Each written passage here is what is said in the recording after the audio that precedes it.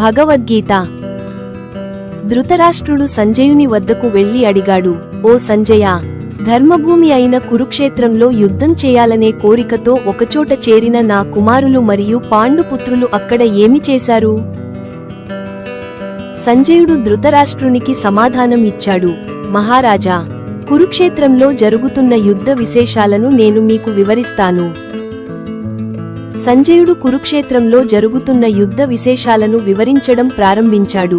మహారాజా, కౌరవులు మరియు పాండవులు ఒకచోట చేరి యుద్ధం చేయడం ప్రారంభించారు.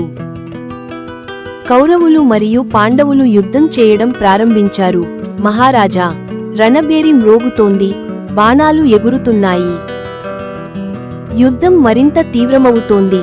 మహారాజా, కౌరవులు మరియు పాండవులు ఒకరినొకరు ఎదుర్కొంటున్నారు.